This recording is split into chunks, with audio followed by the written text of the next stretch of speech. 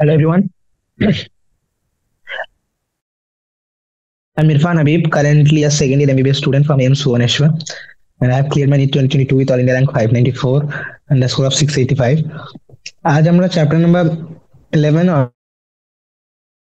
অর্থাৎ photosynthesis in higher plants. Already এই চ্যাপ্টারে আমরা জেনেছি যে হোয়াট ইজ ফটোসিনথেসিস, সালোক সংশ্লেষ কি এবং সালোক সংশ্লেষের জন্য কি সমস্ত প্রয়োজন রয়েছে, যেমন সেটা হচ্ছে সানলাইট, আলো, তাই তো, সূর্যালোক, তারপর হচ্ছে কার্বন ডাই অক্সাইড এবং সবুজ অংশ, পাতার সবুজ অংশটা, তাই তো, সবুজ অংশ উদ্ভিদের। এবার এই সমস্ত জিনিসগুলো প্রুফ হয় এবং তার সঙ্গে সালোক সংশ্লেষ প্রক্রিয়ায় কিভাবে শর্করা প্রডিউস হয়, শর্করা গ্লুকোজ রূপে উৎপন্ন হয় এবং সেটা সঞ্চিত হয় শ্বেতসার রূপে, এবং তার সঙ্গে রয়েছে অক্সিজেন ত্যাগ করে।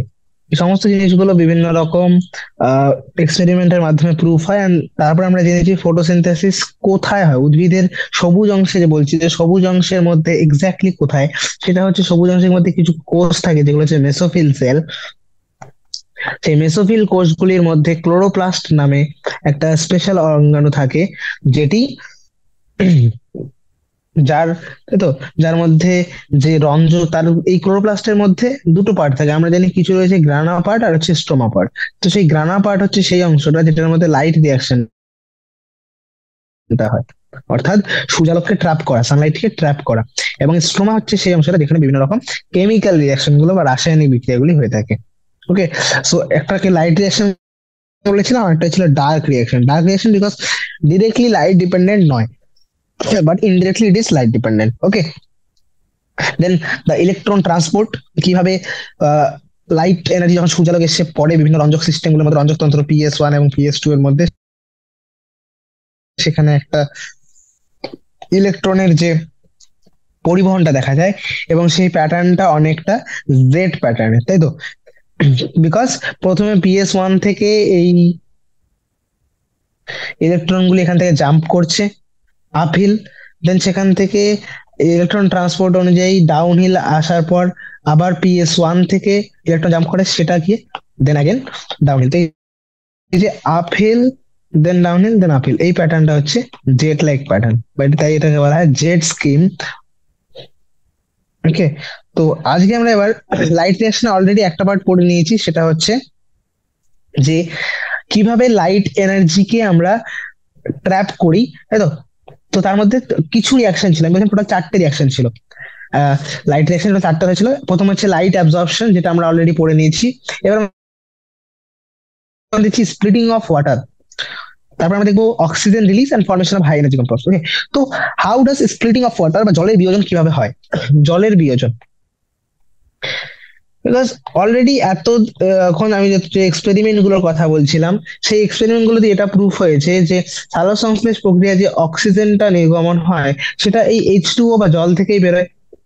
আরো একটা এক্সপেরিমেন্ট আমরা এটাও জানতে পেরেছি যে H2O হচ্ছে এখানকে হাইড্রোজেনের ডোনার, তাই তো, হাইড্রোজেনের দাতা হচ্ছে এখানে H2O।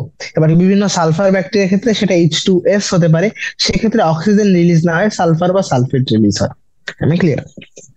এবার তো কোশ্চেন হচ্ছে, তোমরা বলো যে PS2 এত ইলেকট্রন পাচ্ছে কোথায়? আমরা দেখছি যে PS2 থেকে ইলেকট্রন জাম্প করে ইলেকট্রন অ্যাকসেপ্টর, সেখান থেকে ইলেকট্রন ট্রান্সপোর্ট হয়ে PS1 এ পৌঁছায়। তো বোঝা গেল যে হ্যাঁ, PS1 ইলেকট্রন সাপ্লাই PS2 থেকে পাচ্ছে, কিন্তু PS2 এর কাছে ইলেকট্রন আসছে কোথায়? তো অ্যাকচুয়ালি PS2 এ এই ইলেকট্রন গুলি পৌঁছায় H2O থেকে, বিকজ আমরা জানি H2 হচ্ছে এখানে হাইড্রোজেন ডোনার এবং as well as electron donor. এটাই হচ্ছে সে অক্সিডাইজিং এজেন্টটা, তাই তো। তো ইলেকট্রন গুলো আসলে সবসময় যে ফটোসিনথেসিস 2 থেকে যে ইলেকট্রন গুলো রিমুভ হচ্ছে, যেগুলো ইলেকট্রন অ্যাকসেপ্টরের কাছে যাচ্ছে এবং সেখান থেকে ডাউন হিল দিয়ে জেড স্কিমে যাচ্ছে, তো সেই ইলেকট্রন গুলি সবসময় অ্যাভেলেবেল কিভাবে হয়? স্প্লিটিং অফ ওয়াটার বা জলের বিয়োজনের মাধ্যমে। জলের বিয়োজনে কি হয়, বিক্রিয়াটা যদি এক্স্যাক্টলি লিখতে যাই, তাহলে বিক্রিয়াটা এরকম হচ্ছে, যেখানে H2O ভেঙে 2H প্লাস প্লাস দুটো ইলেকট্রন আর একটা অক্সিজেন, ক্লিয়ার? তো এই ইলেকট্রন গুলো কোথায় পৌঁছাচ্ছে? এই ইলেকট্রন গুলো পৌঁছাচ্ছে PS2 এর কাছে। তাহলে যে ইলেকট্রন গুলো এখান থেকে জাম্প করছে, সেই ইলেকট্রন সাপ্লাইটা বজায় রাখার জন্যই জলের প্রয়োজন ঘটে থাকে। ওকে, এবার এর ফলে অক্সিজেন ক্রিয়েট হয়। এবার যদি আমি দুই অণু H2O নিয়ে নিই তাহলে কি হবে, টোটাল 4H+4 ইলেকট্রন আর অক্সিজেন রিলিজ হয়ে গেল।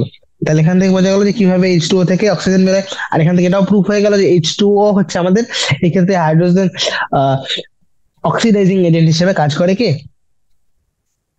H2O বা জল। ওকে, তো এখান থেকে দুটো জিনিস প্রুভ হয়ে গেল, জলের বিয়োজন কিভাবে হচ্ছে এবং তার ফলে কিভাবে অক্সিজেন তৈরি হচ্ছে। এবার বোঝো যে এবং PS1 থেকে যে ইলেকট্রন গুলি সবসময় রিমুভ হচ্ছে, যে ইলেকট্রন গুলো PS1 থেকে ইলেকট্রন অ্যাকসেপ্টে যায়, সেগুলোকে কে পরিপূর্ণ করছে, সেটাকে পরিপূর্ণ করছে PS2 এর ইলেকট্রন গুলি। ফটোসিস্টেম 2 এখান থেকে দেখো, জল থেকে ইলেকট্রন, এখান থেকে যে ইলেকট্রন গুলি বেরোলো সেই ইলেকট্রনের ঘাটতিটা পরিপূরণ করবে এই জলের H2O এর ইলেকট্রন গুলি।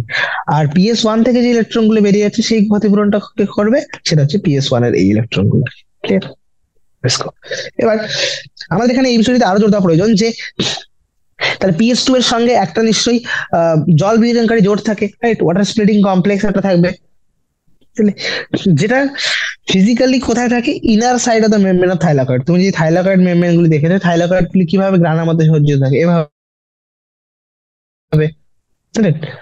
তো এই যে ইনার সাইড গুলো রয়েছে, এই যে ইনার সাইডটা, সেই ইনার সাইডের মধ্যে জল বিয়োজনকারী জোটগুলি অবস্থিত, যেগুলি H2O কে বিয়োজন করে H+ ইলেকট্রন এবং অক্সিজেন রিলিজ করে। তাহলে বলো, জল যখন বিয়োজন হচ্ছে তখন সেটা পর্দার বাইরে রিলিজ হবে নাকি লুমেনের মধ্যে? যেহেতু কোথায় হচ্ছে, ইনার সাইডে হচ্ছে, তাহলে অবশ্যই কোথায় রিলিজ হবে, লুমেনের মধ্যে রিলিজ হচ্ছে। ক্লিয়ার? ওকে, নেক্সট কোশ্চেন, সাইক্লিক এবং নন সাইক্লিক ফটোফসফোরাইলেশন। এবার এই কথাটা কোত্থেকে এলো যে সাইক্লিক আমরা কখন বলি, কোন একটা যে কোনো রিয়াকশনকে আমরা সাইক্লিক মানে হচ্ছে যেখান থেকে শুরু হচ্ছে ঘুরে ফিরে যদি আবার সেখানে আসে, এটা সাইক্লিক। এইটাকে আমরা সাইক্লিক করছি, এটাকে সাইক্লিক। নন সাইক্লিক মানে এখান থেকে শুরু হলো কিন্তু এখানে পৌঁছালো না, তাই তো? এরকম হতে পারে, এরকম হতে পারে, জাস্ট স্টার্টিং পয়েন্ট আর এন্ডিং পয়েন্ট সেম না। এবার আমরা ক্লিয়ার ওয়ান মোর থিং, যে এই আগের কোশ্চেনটা যেটা ছিল যে জল বিয়োজন হয় হচ্ছে, আমরা জানি জলের এই বিয়োজনকারী কমপ্লেক্সটা থাকে ইনার মেমব্রেনে, তাই তো? অক্সিজেন আর প্রোটন গুলো কোথায় রিলিজ হচ্ছে? তো অ্যাকচুয়ালি ইনার সাইড অফ মেমব্রেনে থাকে, এবং যেহেতু আমরা জানি অক্সিজেন রিলিজ হওয়ার পর অক্সিজেনকে বেরোতে হবে, তো এই অক্সিজেন গুলো আউটসাইড দ্য মেমব্রেন রিলিজ হয়। ওকে, আর প্রোটন গুলো লুমেনের মধ্যে রিলিজ হয়। ঠিক আছে, এই জিনিসটা ক্লিয়ার করে নাও। তাহলে অক্সিজেন হচ্ছে বাইরে বেরিয়ে যাবে আর প্রোটন গুলো লুমেনের মধ্যে, তাহলে প্রোটন গুলো লুমেনের মধ্যে সঞ্চয় হবে আর এই অক্সিজেন গুলো বেরিয়ে যাবে। ঠিক আছে, ওকে। নাও দ্য নেক্সট ইজ সাইক্লিক এবং নন সাইক্লিক। যেটা বললাম যে সাইক্লিক মানে যেখান থেকে শুরু হয়েছিল সেখানে এসে শেষ হবে, আর নন সাইক্লিক মানে শুরু ওখানে হয়েছে কিন্তু শেষ ওখানে হবে না, কোনো অন্য একটা পয়েন্টে গিয়ে শেষ হবে। ঠিক আছে, সো এই আবর্তকারী বা নন আবর্তকারী ফটোফসফোরাইলেশন বা ফটোফসফরিভবন যেটাকে বলি, সেটা কি আসলে? তোমরা তুলে নাও যে জীবিত যতগুলি সজীব বস্তু আছে তাদের সবার, দেখো কি রয়েছে, যে না, জীবিত বস্তুগুলির কাছে একটা বিশেষ সময় ক্ষমতা রয়েছে যে এরা অক্সিডাইজেবল সাবস্টেন্স, যে সমস্ত বস্তুগুলি জারিত হতে পারে, তাদের সেই শক্তিগুলোকে, জারণ হওয়ার কারণে যে শক্তিগুলি রিলিজ হয়, সেই শক্তিগুলিকে আরোহণ করে সেটাকে বন্ড এনার্জিতে অর্থাৎ বন্ধনী শক্তির উপর সঞ্চয় করে রাখতে পারে, তাই তো? এরকমই একটা সাবস্টেন্স হচ্ছে এটিপি, যার এটিপি হচ্ছে এরকম একটা মলিকিউল যার প্রত্যেকটা বন্ডের মধ্যে, ঠিক আছে, এই বন্ড গুলি হচ্ছে হাই এনার্জি বন্ড। যে সমস্ত এনার্জি গুলো আসে সেই এনার্জি গুলোকে এক্সট্রাক্ট করে সমস্ত এনার্জি গুলোকে এই বন্ড রূপে বা এই বন্ধনী শক্তি রূপে সঞ্চয় করে রাখে, তাই তো? তাই এটিপি হচ্ছে খুবই হাই এনার্জি কম্পাউন্ড। ঠিক আছে, তো যে প্রসেসের মাধ্যমে মাইটোকন্ড্রিয়ায় এবং ক্লোরোপ্লাস্টে এটিপি সিনথেসিস হয়, মাইটোকন্ড্রিয়াতে হয়, মাইটোকন্ড্রিয়া কখন হয়, যখন রেসপিরেশন হয়। আর ক্লোরোপ্লাস্টে কখন হচ্ছে, যখন লাইট রিয়াকশন অফ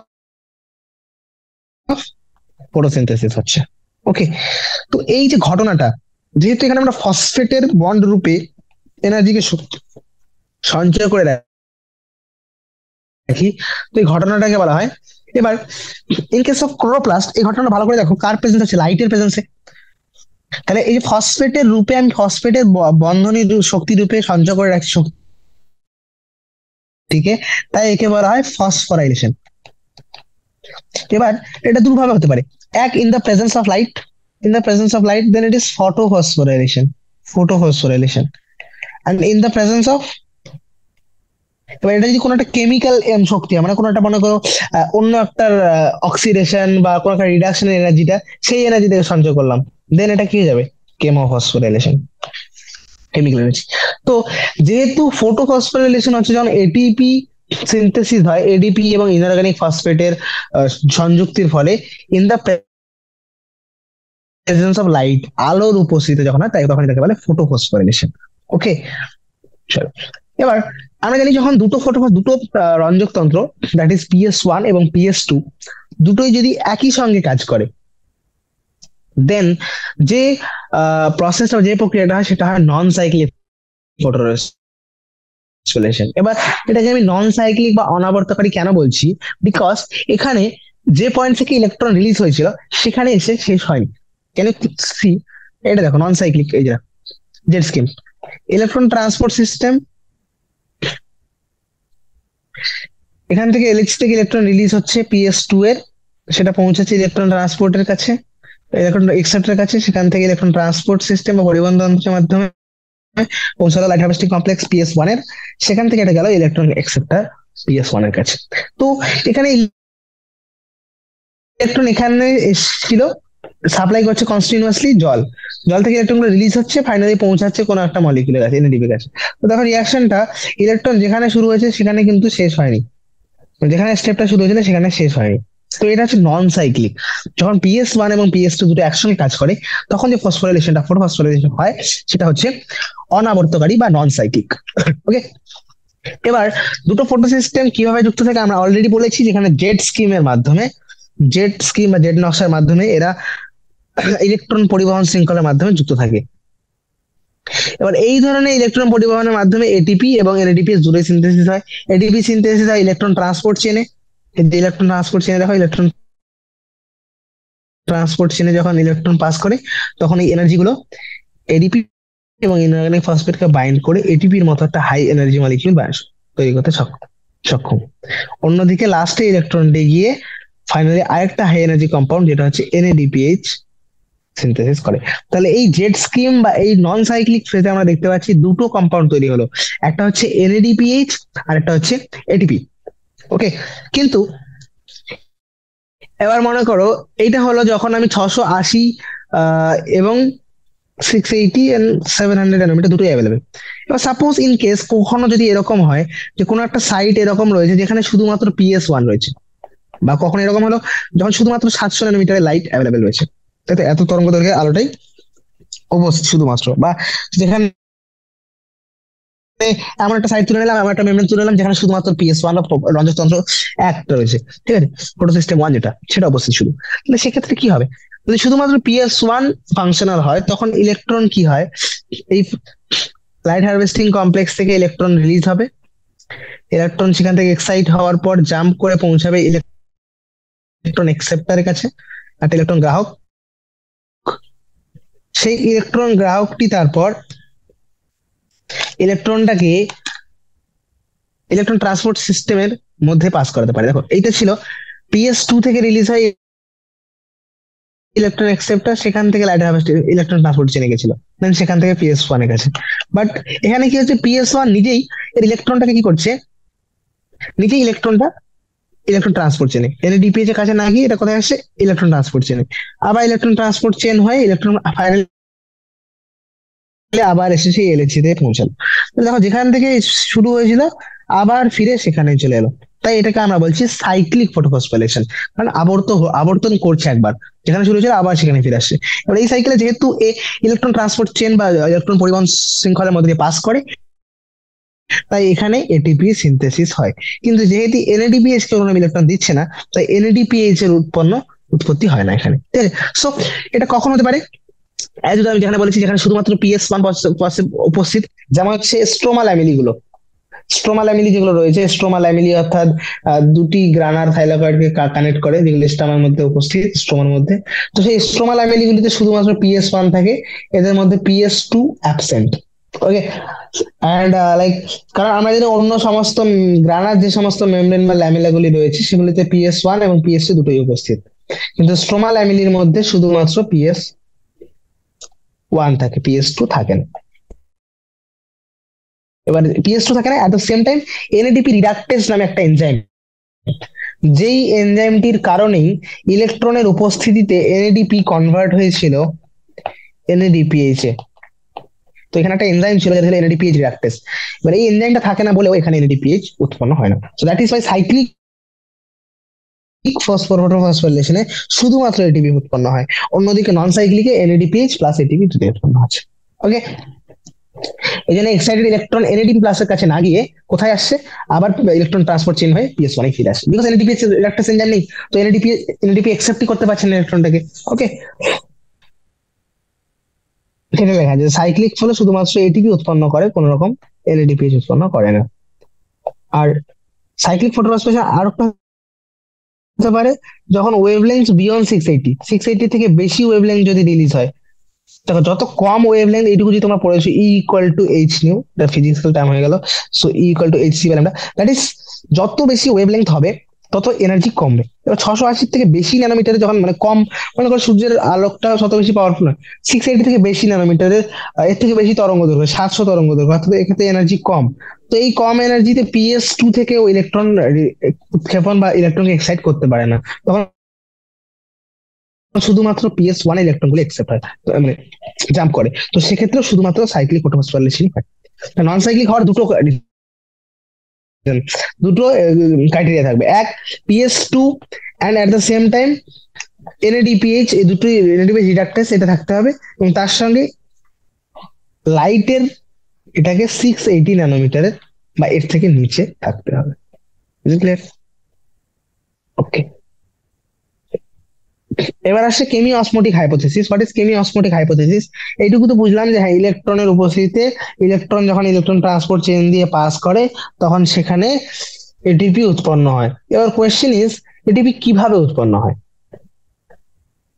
তাই তো, এটিপি কিভাবে, আমরা এই লাইট এনার্জি, এই এনার্জিটা কিভাবে এটিপির বন্ধনী শক্তিগুলোর মধ্যে কনভার্ট হচ্ছে, এটিপি প্লাস ইনঅর্গানিক ফসফেট হয়ে এটিপির মধ্যে একটা হাই এনার্জি কম্পাউন্ড তৈরি করছে কিভাবে? তো সেখানে অ্যান্সার আসে কেমি অসমোটিক মতবাদ, কেমি অসমোটিক হাইপোথিসিস, যেটা বলে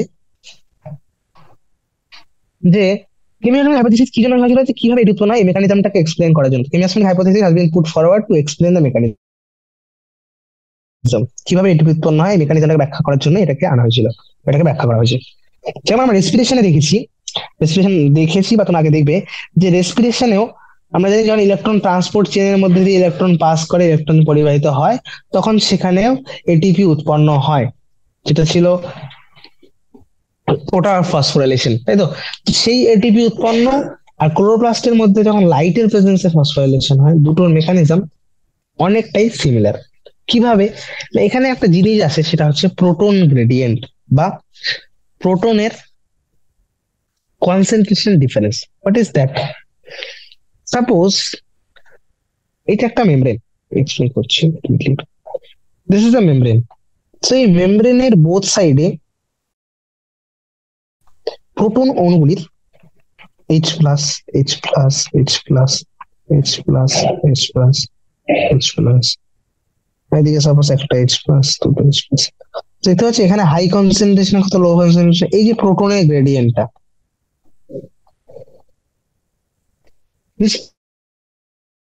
proton gradient across the membrane, এই মেমব্রেনের উভয় পাশে যে প্রোটনের গ্রেডিয়েন্ট তৈরি হয়েছে, তাই তো। তাহলে পর্দার মধ্যে যে প্রোটন গ্রেডিয়েন্টের সৃষ্টি হয় না, এর সঙ্গে কোনো না কোনো ভাবে এটিপি উৎপত্তির মেকানিজমটা রিলেটেড। কিভাবে সেটা এক্সপ্লেন করছি। এবার যখন এটা রেসপিরেশন ছিল, তখন এটা ছিল হচ্ছে মাইটোকন্ড্রিয়ার মেমব্রেন, কিন্তু এখানে সালোক সংশ্লেষে যেটা হচ্ছে থাইলাকয়েডের মেমব্রেন গুলি, তাই তো। থাইলাকয়েডের মেমব্রেন উভয় পাশে একটা প্রোটন গ্রেডিয়েন্ট তৈরি হয়। তো this should be always across a membrane. Proton gradient কখনো সাইটোপ্লাজমে দুটো পয়েন্টের মধ্যে হবে না, হলেও সেখানে কোনো এটিপি উৎপন্ন হবে না। যখন এটা অ্যাক্রস আ মেমব্রেন হবে, তখন সেখানে কিছু না কিছু একটা মেকানিজম হয় যার ফলে প্রোটন থেকে এই প্রোটনের গ্রেডিয়েন্টের কারণে এটিপি উৎপন্ন হচ্ছে। এবার একটা ডিফারেন্স এই যে রেসপিরেশনে আমরা দেখেছিলাম প্রোটন গ্রেডিয়েন্ট এরকম ছিল না, সেখানে প্রোটন গুলো কোথায় সঞ্চিত হতো? প্রোটন গুলো সঞ্চিত হতো ইন্টারমেমব্রেন স্পেসে, এই জায়গাগুলিতে। এবং সাইটোপ্লাজমে তুলনামূলকভাবে কম এইচ প্লাস থাকতো বলে এখানে একটা প্রোটন গ্রেডিয়েন্ট তৈরি হতো। আর ক্লোরোপ্লাস্টে এরকম নয়। ক্লোরোপ্লাস্টে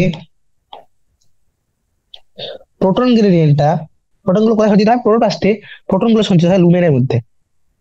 আমি অলরেডি বলেছিলাম, যখন জলের বিয়োজন হয় তখন H2O ভেঙে যে এইচ প্লাস গুলো রিলিজ করেছিল এবং অক্সিজেন অক্সিজেন বাইরে বেরিয়ে গেছিল, আর এই এইচ প্লাস গুলো সবগুলো লুমেনের মধ্যে সঞ্চিত হয়েছে। এটা লুমেনের মধ্যে, ওখানে ছিল ইন্টারমাইটোকন্ড্রিয়াল মেমব্রেন স্পেসের মধ্যে সঞ্চিত হয়েছে। ঠিক আছে, প্রোটন গুলো। এবার কি জন্য প্রোটন গ্রেডিয়েন্ট তৈরি হয়, এবং আমরা এটাও দেখবো যে কিভাবে ইলেকট্রন যখন পরিবাহিত হচ্ছে, ইলেকট্রন পরিবাহিত হওয়ার সময় প্রোটন গ্রেডিয়েন্ট উৎপন্ন হয় এবং প্রোটন গ্রেডিয়েন্ট থেকে কিভাবে বা এটিপি উৎপন্ন হচ্ছে।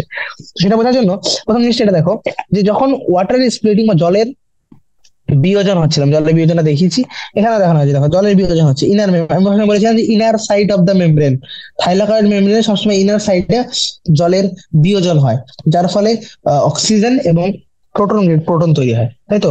তো সেই জলের বিয়োজন যখন ইনার সাইড অফ মেমব্রেনে হয়, প্রোটন বা হাইড্রোজেন আয়নগুলি তখন লুমেন অফ থাইলাকয়েডের মধ্যে সঞ্চিত হয়, যেটা অলরেডি ডিসকাসড।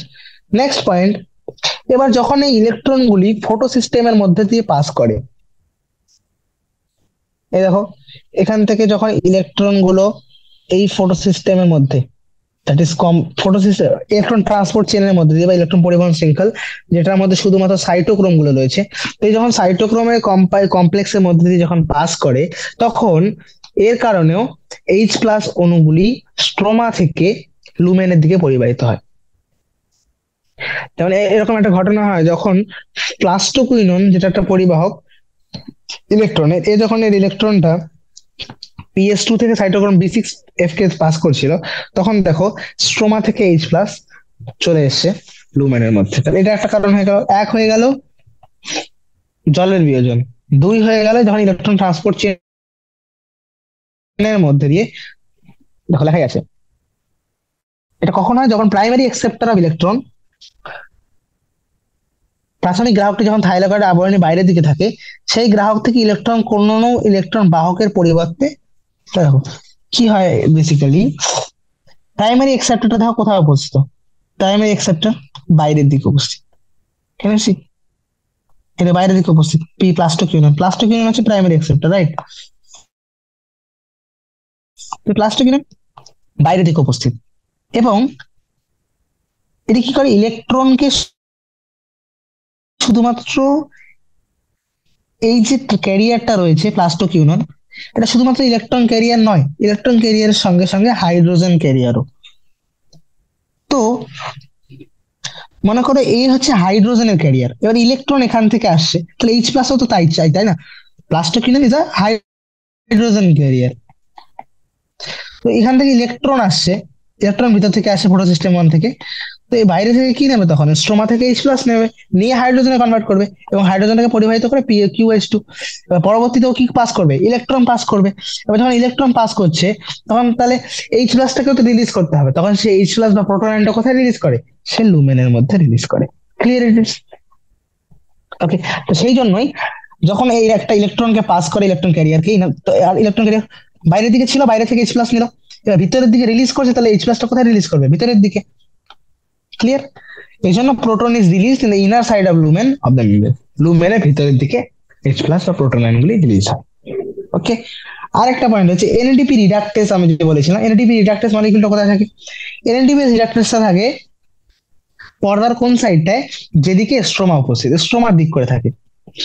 স্ট্রোমার দিক করে থাকলে স্ট্রোমা থেকে এনএডিপি রিডাক্টেস কি করে, যে না PS1 থেকে যে ইলেকট্রন গুলি আসে, PS1 এর প্রাইমারি ইলেকট্রন অ্যাকসেপ্টর থেকে, সেই ইলেকট্রন গুলিকে অ্যাকসেপ্ট করে, আর স্ট্রোমা থেকে এইচ প্লাস এর উপস্থিতিতে এ নিজে রিডিউসড হয়ে যায় বা নিচে বিজারিত হয়ে যায়। তাহলে এও কি করছে, স্ট্রোমা থেকে যত সম্ভব হাইড্রোজেন আয়নের সংখ্যাটা কমিয়ে দিচ্ছে। তাহলে স্ট্রোমা থেকে হাইড্রোজেন আয়নের কনসেন্ট্রেশন দুভাবে কমছে। এক, যখন কিছু ইলেকট্রন ক্যারিয়ার রয়েছে যারা হাইড্রোজেন ক্যারিয়ারের মতো কাজ করে, ফলে তারা স্ট্রোমা থেকে এইচ প্লাস আয়নকে বা প্রোটন আয়নকে সরিয়ে নেয়। আর অন্যদিকে এনএডিপি রিডাক্টেস, যেটি একটি উৎসেচক, না যেটি এনএডিপিএইচ উৎপন্ন করে, এবং সেও কি করে, স্ট্রোমা থেকে প্রোটন আয়নগুলি একসেপ্ট করে সেই প্রোটন আয়নগুলো দিয়েই নিজে বিজারিত হয়। ক্লিয়ার? তো এই দুটো কারণে, মেইনলি এই দুটো কারণে স্ট্রোমা থেকে এইচ প্লাস আয়ন কমে যায়, আর অন্যদিকে জলের বিয়োজনের কারণে লুমেনের মধ্যে বেশি পরিমাণে এইচ প্লাস বাড়ছে। তাহলে টোটাল তিনটে কারণ আসলো এই প্রোটন গ্রেডিয়েন্টের। তো এই তিনটে কারণ পরে আমি এটাই বুঝতে পারলাম যে লুমেনের মধ্যে এইচ প্লাস এর কনসেন্ট্রেশন হাই, আর লুমেনের মধ্যে প্রোটনের কনসেন্ট্রেশন, প্রোটনের ঘনত্ব অনেক বেশি বৃদ্ধি পায় তুলনামূলকভাবে স্ট্রোমার থেকে। তাই তো, প্রোটনের স্ট্রোমা ডিক্রিজ করে, খুবই মানে খুব বেশি পরিমাণে কমে যায়, এবং সেগুলি সবগুলো লুমেনের মধ্যে এসে জমা হতে শুরু করে দেয়। তাই তো, ফলে এই থাইলাকয়েড মেমব্রেনের মধ্যে একটি প্রোটন গ্রেডিয়েন্টের সৃষ্টি হয়, ঘনত্বের একটা ডিফারেন্স সৃষ্টি হয়, তাই তো।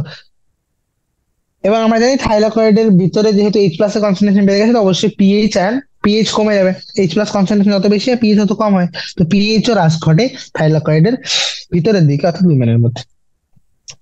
আমরা এত প্রোটন গ্রেডিয়েন্ট নিয়ে কেন এত মাতলামি করছি, তাই তো, বা এত উৎসাহী কেন আমরা প্রোটন গ্রেডিয়েন্ট নিয়ে, দ্যাট ইজ যে এই গ্রেডিয়েন্টটা এই জন্যই ইম্পর্টেন্ট বিকজ এই গ্রেডিয়েন্টে আলটিমেটলি আমাকে এটিপি সিনথেসিস করতে হেল্প করবে, এটিপি উৎপন্ন করতে সাহায্য করবে। কিভাবে সেটা বোঝার জন্যই আসে যে না, যখন এই গ্রেডিয়েন্টটা, এই যে প্রোটন গ্রেডিয়েন্ট যখন মেমব্রেনের মধ্যে দিয়ে প্রোটনগুলি যখন পাস করবে, তখন এই গ্রেডিয়েন্টের অ্যাক্রসে, তখন সেখানে, এবং কার মাধ্যমে সেটা, কিছু ট্রান্সমেমব্রেন চ্যানেলের মাধ্যমে, যেটা এটিপি সিনথেসের সিএফ নট। এবার এখানে একটা স্পেশাল মলিকিউলের নাম মেনশন করতে হয়, সেটা হচ্ছে এটিপি সিনথেস। তোমরা যে ভালো করে লক্ষ্য করো, এখানে একটা মলিকিউল দিতে হচ্ছে এটিপি সিনথেস, যার দুটো পার্ট রয়েছে, CF1 and CFO। রেসপিরেশন চ্যাপ্টারে আমরা পড়বো FO এবং F1 পার্ট, FO এবং F1 part. In case of chloroplast হয়ে গেল CFO এবং CF1। তো CFO CF1 এক্ষেত্রে দেখতে পাচ্ছি যে CFO, এই যে ট্রান্সমেমব্রেন প্রোটিনটা রয়েছে, এই ট্রান্সমেমব্রেন প্রোটিনের অ্যাক্রস যখন প্রোটন গ্রেডিয়েন্ট প্রোটনগুলি পাস করে, তখন সেখানে এই যে এটিপি সিনথেস রয়েছে, এটিপি সিনথেস একটা উৎসেচক, যেটি যখনই হাইড্রোজেন আয়নগুলি প্রোটন আয়নগুলি পাস করবে এই কনসেন্ট্রেশন গ্রেডিয়েন্টে, তখন এডিপি এবং ইনঅর্গানিক ফসফেটের মিলনে এটিপি উৎপন্ন হবে। এটা একটা enzyme, ATP synthase. Clear? So ATP, তাহলে একটা ট্রান্সমেমব্রেন চ্যানেল রয়েছে যেটাকে আমরা বলছি সিএফও। সেই সিএফও পার্ট দিয়ে যখন প্রোটনগুলি প্রোটন গ্রেডিয়েন্টের অ্যাক্রসে প্রোটন গ্রেডিয়েন্টের দিকে এত পর্দা ভেদ করবে, তখন সেখানে ATP synthase. ATP synthase enzyme কি করে, দুটো পার্ট রয়েছে, একটা বললাম সিএফও, যেটা থাইলাকয়েড মেমব্রেনের মধ্যে ট্রান্সমেমব্রেন চ্যানেল হিসেবে কাজ করে, তাই তো, যার মাধ্যমে ফ্যাসিলিটেড ডিফিউশন হবে। আর অন্য পার্ট হচ্ছে CF1, যেটা বাইরের দিকে থাকে, স্ট্রোমার দিকে। তাই যখনই প্রোটন গ্রেডিয়েন্ট ভাঙা শুরু করে, অর্থাৎ যখনই প্রোটন গ্রেডিয়েন্টের এখন প্রোটন পাস করা শুরু করে, তখন এই CF1 এর মধ্যে কিছু কনফার্মেশনাল চেঞ্জ হয়ে যায়। CF1 এর বিভিন্ন পার্ট থাকে না, পড়বে বিটা গামা।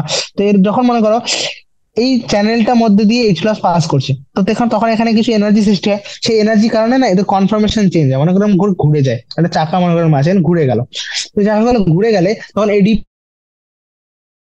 আর ইনঅর্গানিক ফসফেট গুলি কাছাকাছি চলে আসে, এর মধ্যে বন্ড ফর্মেশন হয়, that is ADP. ADP formation হয়ে গেল। It produces energy packed compound, that is ATP. তাহলে এখান থেকে এইটুকু প্রুফ হয়ে গেল যে কেমি অসমোসিসের জন্য কি কি জিনিস দরকার। একটি প্রোটন দরকার, প্রোটনের অ্যাক্রস প্রোটন গ্রেডিয়েন্ট চাই, আর প্রোটনগুলি যেহেতু পাস করছে তার প্রোটন পাম্পও দরকার, যেগুলো বাইরে থেকে স্ট্রোমা থেকে প্রোটনগুলোকে পাস করে এনেছিল। আর একটা এটিপি সিনথেস চাই, যার মাধ্যমে আলটিমেটলি এটিপি উৎপন্ন হয়। এই চারটে জিনিস কেমি অসমোসিস এর জন্য রিকোয়ার। তো অনেক সময় দেয় which of the following is included in chemiosmosis বা রিকোয়ারমেন্ট ফর কেমি অসমোসিস, বলবে নট রিকোয়ার্ড, তখন এর মধ্যে কোন একটা অপশন সরিয়ে দেওয়া হবে। ঠিক আছে, তো এনার্জি যেটা প্রোটনগুলিকে,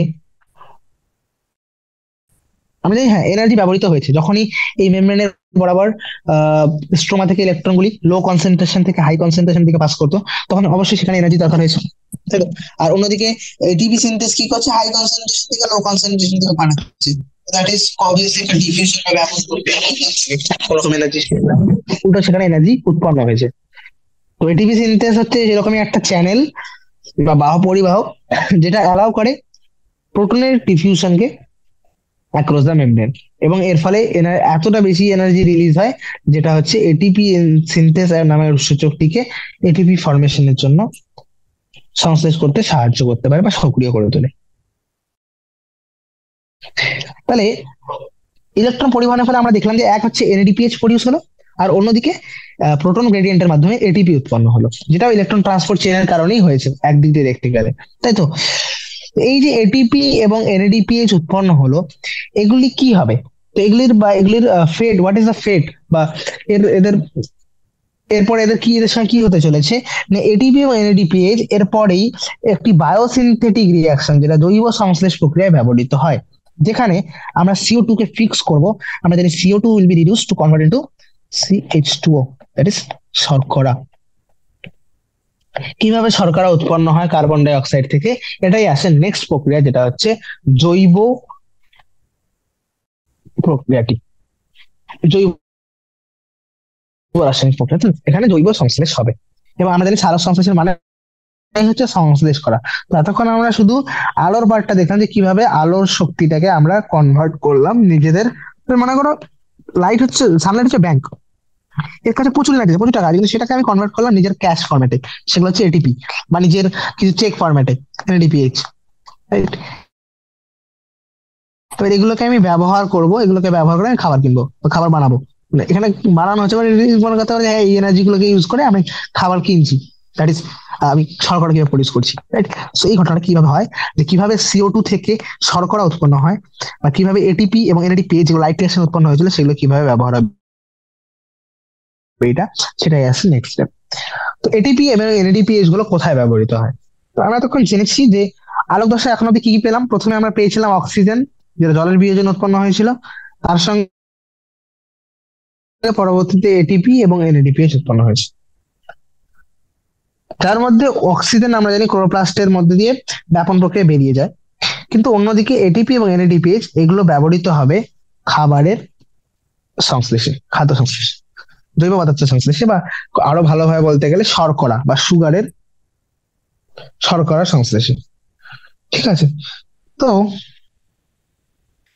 এই ঘটনাটাকে কি বলে? আসলে এটা হচ্ছে বায়োসিনথেটিক ফেজ বা সালোক সংশ্লেষের জৈব সংশ্লেষ দশা। বায়োসিনথেটিক ফেজ বা জৈব সংশ্লেষ দশা। তো এই দশা থেকে আমরা যেহেতু দেখলাম যে এই দশা ডিরেক্টলি সানলাইটের দরকার হয় না, বরঞ্চ সানলাইটে যে সমস্ত লাইটের ফলে, যে সমস্ত লাইট রিয়াকশনে আলোক বিক্রিয়া যে সমস্ত পদার্থগুলি তৈরি হয়, যেমন এটিপি এনএডিপিএইচ, সেগুলি ব্যবহৃত হয়, তাই তো? তাই এটি আলোর উপস্থিতির উপর ডিরেক্টলি ডিপেন্ড করে না, কিন্তু আলোর যে আলোক বিক্রিয়া যে সমস্ত পদার্থ তৈরি হয় সেগুলিকে ব্যবহার করে। তাই একে ডার্ক রিয়াকশন বলা হয়, বা ডার্ক রিয়াকশন বলাটা কিন্তু ভুল। কেন? কারণ এটিপি এবং এনএডিপিএইচ ইউজ হচ্ছে, সেটা অবভিয়াসলি মনে করো যদি সানলাইট বন্ধ হয়ে যায়, লাইট যদি আনঅ্যাভেলেবল হয়ে যায়, তাহলে লাইট রিয়াকশন ইমিডিয়েটলি বন্ধ হয়ে যাবে, আলোক বিক্রিয়ার সঙ্গে সঙ্গে বন্ধ হয়ে যাবে। তাহলে কিছু সময় পর আলোর পদার্থ, আলোক রিয়াকশনের পদার্থগুলি, মানে যেগুলো প্রোডাক্ট ছিল যেমন এনএডিপিএইচ বা এটিপি, সেগুলো আসা বন্ধ হয়ে যাবে। তাহলে একটা সময় আসবে যখন এই জৈব রাসায়নিক বায়োসিনথেটিক ফেজটা বন্ধ হয়ে যাবে। দ্যাট মিনস আমি এটা বলতে পারি না যে লাইট না থাকলেও এই রিয়াকশনটা চলতে থাকবে, তাই তো? আবার যখন লাইট আসবে, আবার প্রোডাক্ট গুলো তৈরি হওয়া শুরু করবে, তখন আবার এই শুরু হবে। দ্যাট ইজ ওয়াই বায়োসিনথেটিক ফেজকে ডার্ক রিয়াকশন বলাটা কিন্তু ঠিক নয়। এটাকে আমরা যে অন্ধকার বিক্রিয়া বলি, আসলে অন্ধকার এই জন্য বলি কারণ লাইটের উপর ডিরেক্টলি ডিপেন্ড করে না, বাট দেখতে গেলে লাইটের মাধ্যমে যে প্রোডাক্ট গুলো তৈরি হচ্ছে সেটাই এই রিয়াকশনটাকে চালাচ্ছে, তাই তো? তো অবভিয়াসলি এটাকে ডার্ক রিয়াকশন বলা is a misnomer, it's a misnomer. Okay, yes, it's a misnomer. Biosynthetic ফেজে কিভাবে এটিপি এবং এনএডিপিএইচ ব্যবহার হয় আমরা দেখলাম যে হ্যাঁ, এগুলো ছাড়া বায়োসিনথেটিক বা জৈব সংশ্লেষ প্রক্রিয়াটা বা বায়োসিনথেটিক প্রসেসটা হবে না। তো কিভাবে হয় সেটা এবার এতটুকু আমরা বিভিন্ন এক্সপেরিমেন্টের মাধ্যমে জানতে পেরেছি, যে CO2 কার্বন ডাই অক্সাইড জলের সঙ্গে যুক্ত হয়ে কার্বোহাইড্রেট বা শর্করা তৈরি করে। তো বিভিন্ন বৈজ্ঞানিকরা এটা জানতে চেয়েছিলেন বিক্রিয়াটা কিভাবে, মানে কিভাবে চলে বিক্রিয়াটা, বা কার্বন ডাই অক্সাইড বিক্রিয়ায় অংশগ্রহণ করলে বা সংবহন করলে প্রথম যৌগটা কি উৎপন্ন হচ্ছে, ডাইরেক্টলি কি শর্করা উৎপন্ন হয় নাকি প্রথম অন্য কিছু উৎপন্ন হয়, ঠিক আছে? তো ওয়ার্ল্ড ওয়ার এই সমস্ত জিনিসগুলো বিভিন্ন বৈজ্ঞানিকরা বিভিন্ন ভাবে প্রুফ করার চেষ্টা করছিলেন। দ্বিতীয় বিশ্বযুদ্ধের পরপরই যখন লাইক রেডিও অ্যাক্টিভিটি খুব বেশি চর্চায় আসলো, তেজস্ক্রিয় পদার্থের ব্যবহার, তাই তো? তো ওয়ার্ল্ড ওয়ার টু এর ঠিক পরে, দ্বিতীয় বিশ্বযুদ্ধের পরে বিভিন্ন এফোর্ট শুরু হলো তেজস্ক্রিয় আইসোটোপ গুলিকে নিয়ে।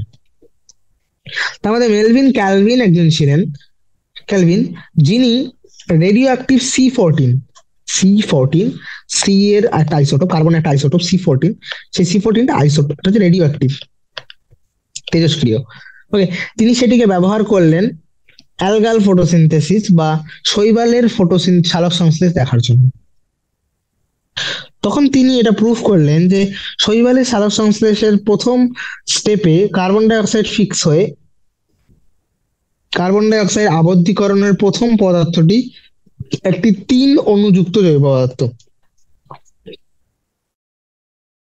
3 কার্বন, 3 অণু কার্বন যুক্ত একটা জৈব যৌগ, এবং সেটা একটা অ্যাসিড, একটা জৈব অ্যাসিড, 3 কার্বন যুক্ত।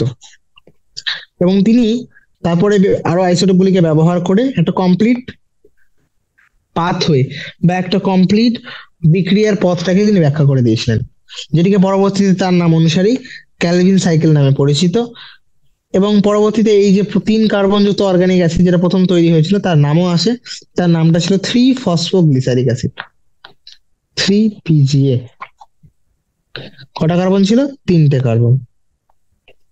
ওকে, তো প্রথম প্রোডাক্ট হচ্ছে এই কার্বন ফিক্সেশনের প্রথম প্রোডাক্ট হচ্ছে 3 PGA, 3 PGA। সেখান থেকে কিভাবে শর্করা প্রডিউস হবে সেটাই হচ্ছে পুরো এই স্টেপটা।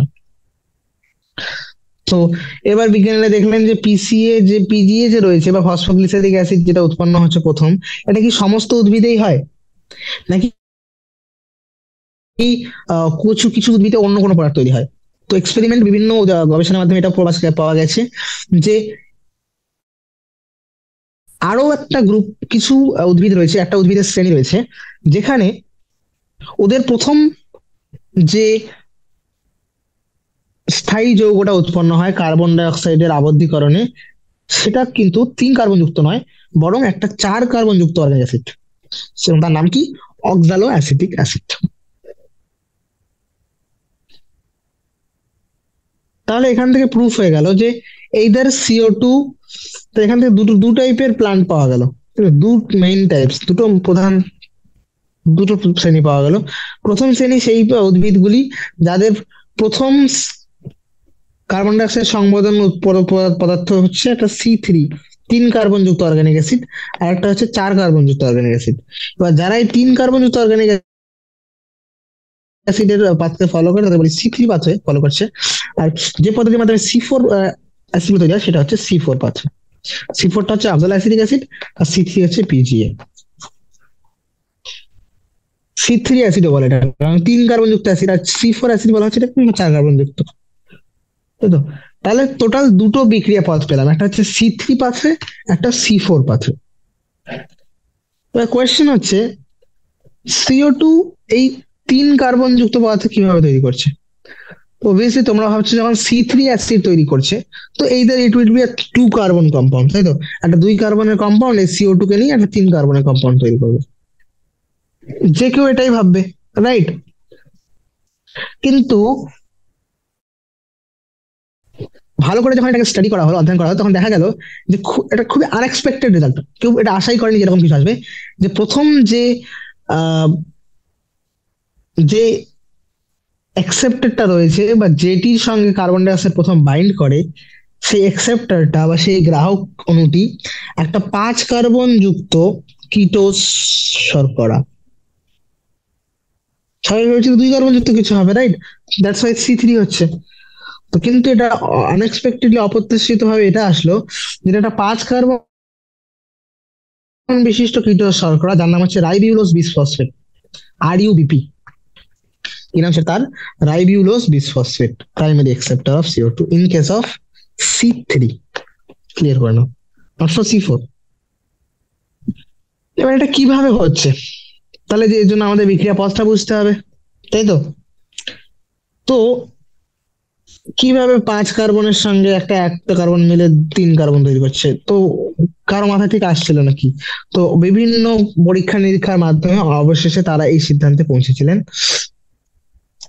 কারণ তাদের মাথায় এটা এসেছিল, যখন যেহেতু 3 কার্বন যুক্ত একটা প্রথম অ্যাসিড তৈরি হচ্ছে, তাহলে যে অ্যাকসেপ্টরটা সেটা 2 কার্বন যুক্ত হবে। কিন্তু বিভিন্ন গবেষণার মাধ্যমে এটা আসলো যেটা 5 কার্বন যুক্ত RuBP বা রাইবিউলোজ বিসফসফেট। ওকে, তো সেখান থেকে কেলভিন চক্র, পরবর্তীতে কেলভিন এর উপর বিভিন্ন রকম পরীক্ষা নিরীক্ষা করে আলটিমেটলি পুরো বিক্রিয়া পথটা দিয়েছেন। তো সেই আলটিমেট কেলভিন সাইকেল বা কেলভিন চক্র, যেটা কেলভিন চক্র মেইনলি C3 সাইকেল। কারণ তিনি বলেছিলেন প্রথম যে যৌগটা তৈরি হয় সেটা, কার্বন সংবন্ধনে প্রথম যৌগ তৈরি হয় সেটা হচ্ছে C3 একটা অ্যাসিড।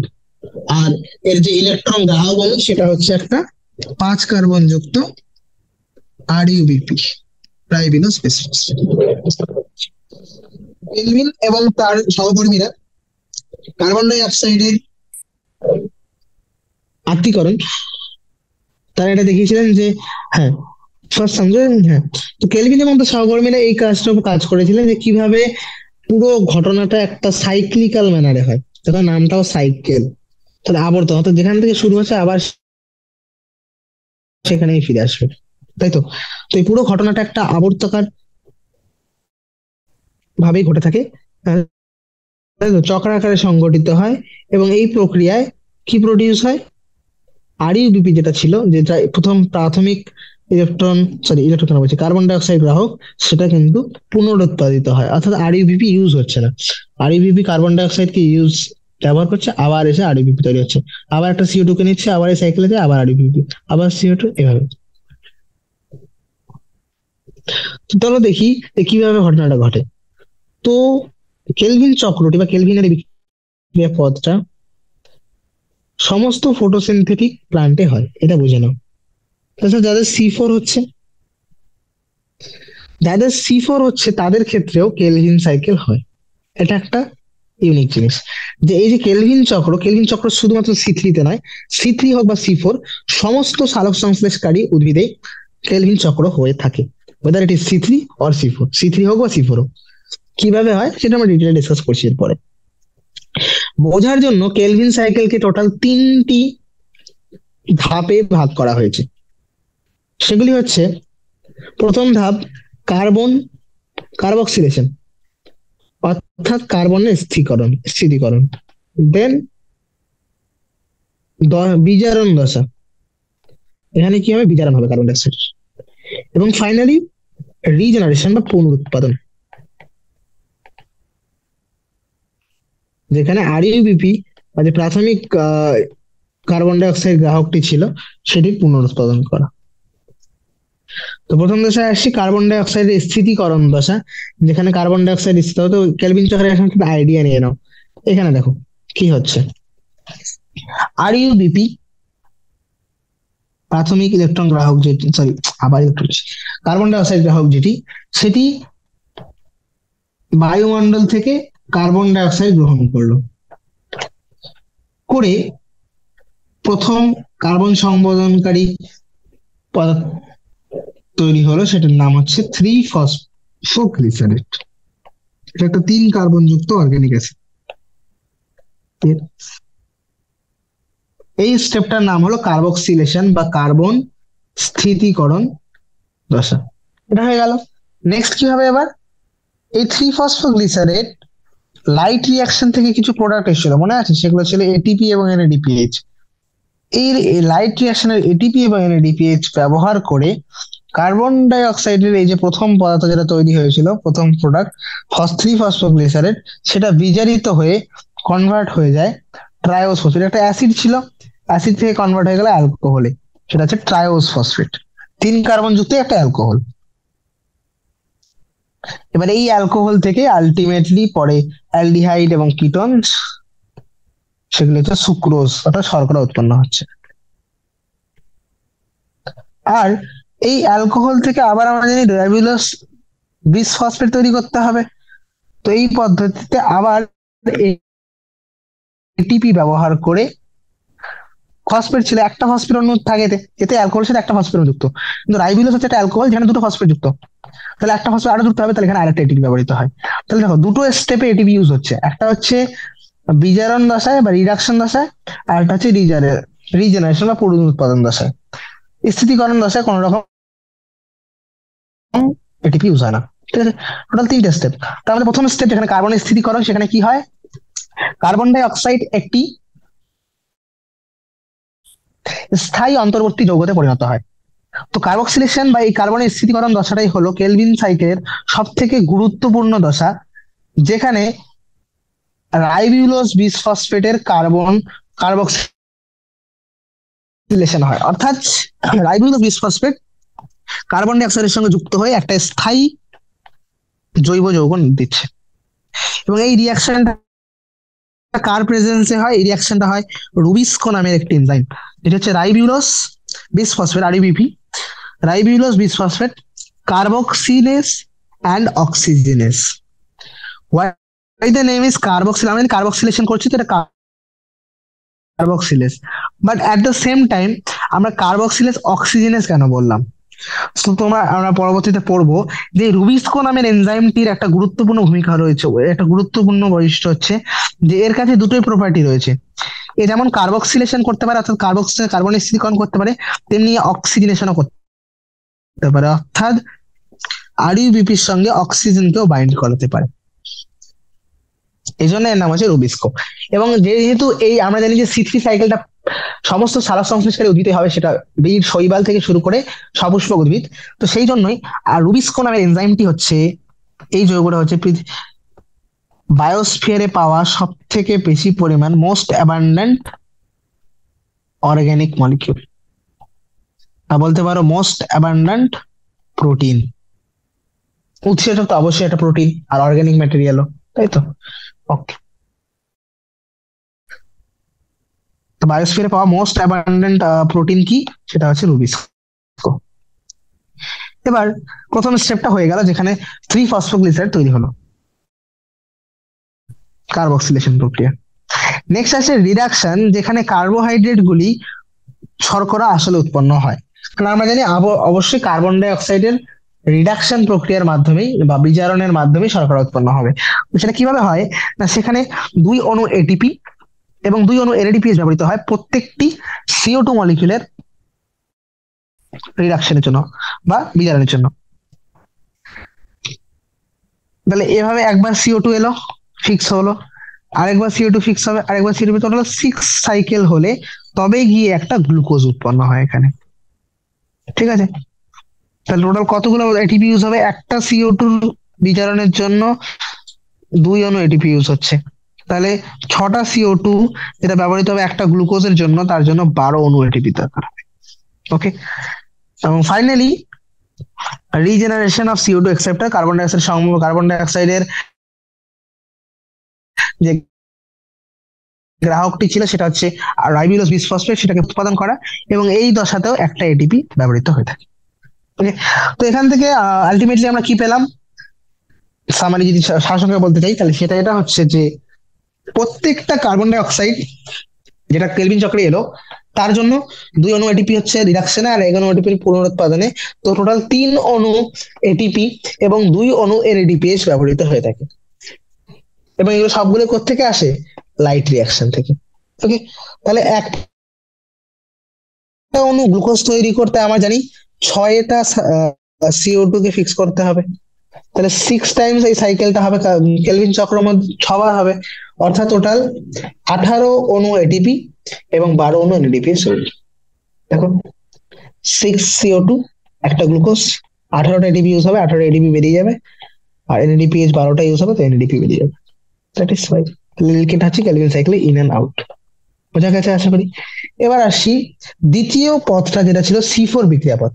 একটা বলেছিলাম C3, যেখানে প্রথম যে সংবন্ধনকারী জৈব যৌগটা ছিল, স্থায়ী যৌগ ছিল, সেটা ছিল C3, মানে 3 কার্বনযুক্ত অর্গানিক অ্যাসিড। আর পরে আসছে C4, এটা হচ্ছে অক্সালিক অ্যাসিড বা 4 কার্বনযুক্ত অর্গানিক অ্যাসিড। তো আমরা এবার এই পাথওয়েটা কেন বাকিদের থেকে আলাদা, যে না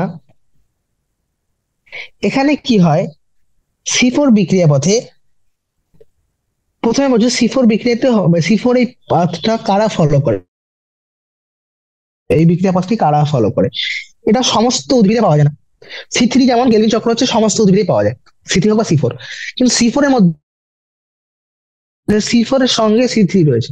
তো ওয়াই সি4, সি4 কাদের মধ্যে আসে, সি4 পাওয়া যায় কিছু শুষ্ক ক্রান্তীয় অঞ্চলে বসবাসকারী উদ্ভিদ, ড্রাই ট্রপিক্যাল, শুষ্ক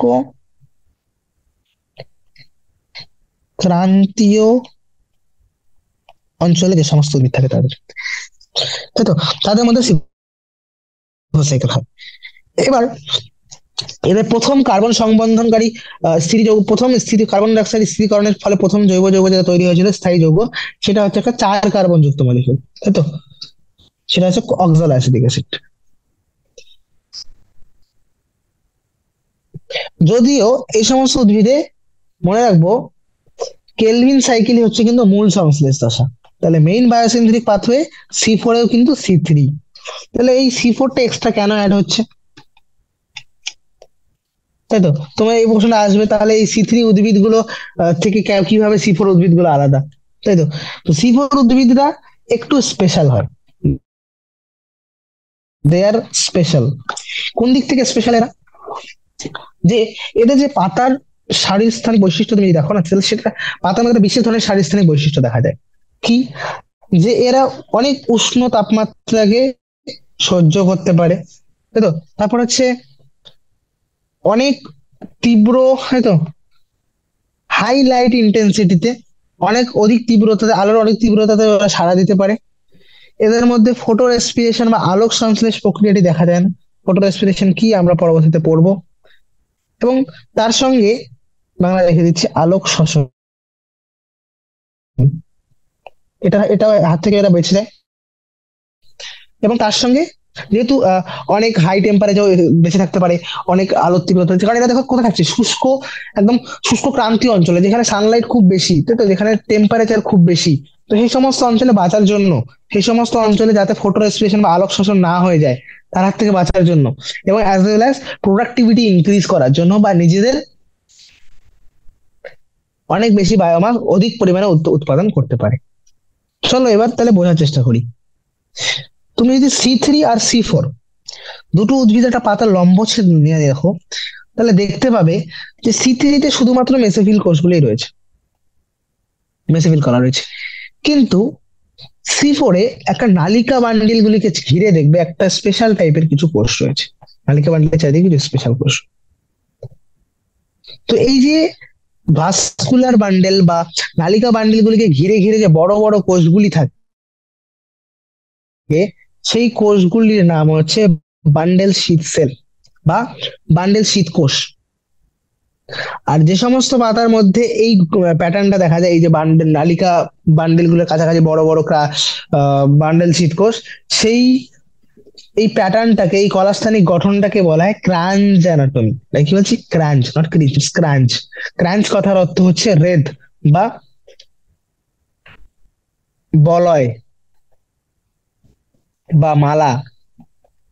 কারণ তোমরা যদি দেখো এরা নালিকা বান্ডেলের চারিদিকে এরা মালার মতো সজ্জিত হয়ে থাকে, দ্যাটস ওয়াই এদের নাম হচ্ছে ক্রাঞ্চ অ্যানাটমি। এই কলাস্থানিক গঠনটাকে বলে ক্রাঞ্চ অ্যানাটমি। ওকে, কারণ বান্ডেল শীট, এবার বান্ডেল শীট সেল গুলি যে রয়েছে, বান্ডেল শীট গুলো কোনগুলি, যেগুলো এই যে এরকম মালার মতো বা এরকম বলা টাইপের তৈরি করে, ঠিক আছে? এরা সাধারণত সেভারেল লেয়ার্স, অনেকগুলি স্তর তৈরি করতে পারে, এবং they are characterize by having a large number of chloroplast. এবং এদের তুই বলি চারিত্রিক বৈশিষ্ট্য কি, যে এদের অনেক অধিক সংখ্যক ক্লোরোপ্লাস্টের উপস্থিতি দেখা যায় এখানে, ঠিক আছে? এবং এরা, এদের যে দেওয়ালটা যদি দেখো তুমি ভালো করে, তো এই যে বান্ডেল শীট সেল গুলি রয়েছে, এদের মধ্যে ক্লোরোপ্লাস্টের সংখ্যা অনেক বেশি।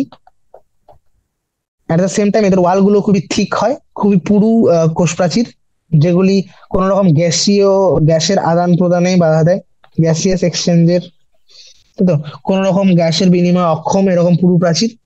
এবং তার সঙ্গে নো ইন্টারসেল স্পেস, কোন রকম কোষান্তর স্থান নেই, দুটো কোষের মধ্যে কোনো স্পেসই নেই। বোঝা গেছে এরকম type এর। তাহলে এরকম একটা তোমরা গাছ তুলে নিতে পারো, মেইজ, ভুট্টা বা বার্লি। ঠিক আছে, ভুট্টা বার্লি যদি দেখো তাদের মধ্যে স্পেশালি ভাবেই তোমরা এরকম একটা মেসোফিল সেলের সঙ্গে ক্রাঞ্চ অ্যানাটমি দেখতে পাবে। ঠিক আছে, তো ট্রাই করবে যদি আশেপাশে কোথাও আহ, ভুট্টা বার্লি বা এরকম টাইপের কোনো গাছ পাও, সেই গাছগুলোকে নিয়ে ইফ পসিবল স্কুল বা কোথাও মাইক্রোস্কোপের ওদিকে যেতে পারো, বা you can search in internet also. ঠিক আছে, নেক্সট থিং ইজ, বা আমি দেখিয়ে দিতে পারি, ক্রাঞ্চ anatomy, if you can see here, this is the pattern। দেখতে পাচ্ছি যে এখানে মেসোফিল সেলগুলো রয়েছে, তাই তো? can show it here, এখানে দেখাচ্ছি, সি। ওকে, তো এখানে দেখতে পাচ্ছ কিভাবে এগুলো মেসোফিল সেলগুলো, এগুলো হচ্ছে প্যারাপ্যারিসিয়েট মেসোফিল, আর এগুলো স্পঞ্জি মেসোফিল, তাদের মাঝখানে কেয়ার ক্যাভিটি রয়েছে। আর এখানে যদি ভালো করে লক্ষ্য করো, এই যে ভাস্কুলার বান্ডেলটা রয়েছে, ভাস্কুলার বান্ডেলের চারিদিকে কিরকম একটা বলয় টাইপের গঠন করেছেন, তো সেগুলি হচ্ছে আমার কি, সেগুলো হচ্ছে বান্ডেল শীতকোষ। বান্ডেল শীতকোষ, এদের কি ফিচার বললাম, যে এদের কোষ প্রাচীর খুবই পুরু হয়, ফলে গ্যাসীয় আদান প্রদানের হাত থেকে, গ্যাসীয় আদান প্রদানে অক্ষম, কোন রকম কোষান্তরিত বা ইন্টারসেলার স্পেস নেই, আর ক্লোরোপ্লাস্টের সংখ্যা খুবই বেশি। এবং এই কলাস্থানিক সংগঠনটাকে বলা হয় ক্রাঞ্চ অ্যানাটমি। কাদের মধ্যে পাওয়া যায়? সাধারণত কিছু প্রাণী, উদ্ভিদ যেগুলি কোথায় থাকে, একদম ড্রাই ট্রপিক্যাল, শুষ্ক ক্রান্তীয় অঞ্চলে বসবাসকারী উদ্ভিদগুলির মধ্যে এটা দেখা যায়। ওকে, সেই ডায়াগ্রামের মধ্যে দেখতে পারো যে একটা মেসোফিল কোষ, তার সঙ্গে সবসময় একটা বান্ডেল শীট, এই দুটো কানেক্টেড থাকে। এবার এই মেসোফিল সেলের মধ্যে C3 দশা হবে, এবং তার সঙ্গে C4 দশা কিভাবে যুক্ত, উই উইল ডিসকাস। ওকে,